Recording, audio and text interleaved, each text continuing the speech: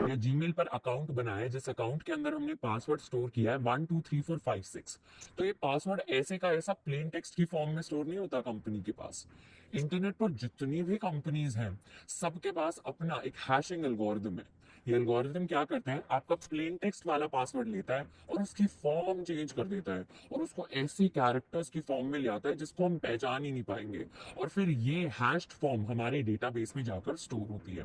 अब मार्केट के अंदर बहुत सारी हैशिंग एल्गोरिदम्स है, जैसे हमारी SHA-1, SHA-256, MD5, MD6 और भी बहुत सारी। जैसे एग्जांपल लेते हैं कि आप इंस्टाग्राम पर अकाउंट बनाने निकले, तो सबसे पहले आपको अपना ईमेल, उसके बाद अपना पूरा नाम, फिर अपना यूजर नेम और फिर अपना पासवर्ड उसे बताना पड़ेगा।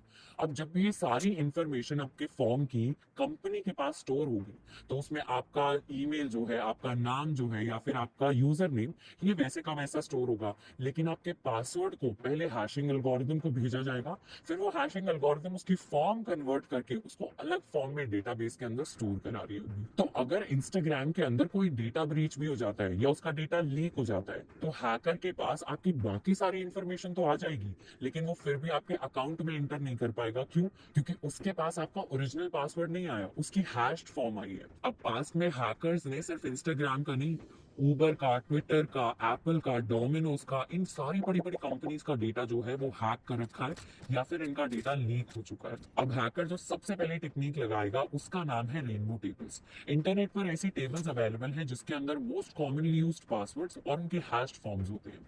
तो वो आपके पासवर्ड के हैश्ड फॉर्म को उस टेबल में हैश्ड फॉर्म के साथ मैच करेगा, और जहां भी मैच आ जाता है वहां से उसको आपका ओरिजिनल पासवर्ड मिल सकता है।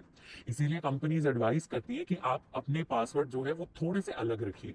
जैसे 12345 है, या 12345 है, या फिर पासवर्ड है, ये सारे के सारे हमारे वीक पासवर्ड्स हैं जो रेनबो टेबल्स के अंदर पहले से अवेलेबल है। अगर हमने थोड़ा सा भी स्ट्रॉन्ग पासवर्ड सेव किया है तो हमारा रेनबो टेबल्स वाला मेथड फेल हो जाएगा, और उसके बाद हैकर ट्राई करेगा डिक्शनरी अटैक्स। अब रेनबो टेबल्स की तरह डिक्शनरीज भी होती हैं जिसके अंदर मोस्ट कॉमनली यूज्ड पासवर्ड्स होते हैं, पर बहुत सारे स्टोर होते हैं। अब इसमें हैश अवेलेबल नहीं होता है, इसीलिए ये वाला प्रोसेस हल्का सा स्लो होता है। तो वो हर एक कॉमनली यूज्ड पासवर्ड का हैश निकालेगा, और फिर हैकर उस हैश के साथ आपके पासवर्ड के हैश को कंपेयर करेगा, और यहाँ पर अगर मैच मिल जाता है तो फिर उसको डिक्शनरी में से आपका पासवर्ड मिल जाएगा।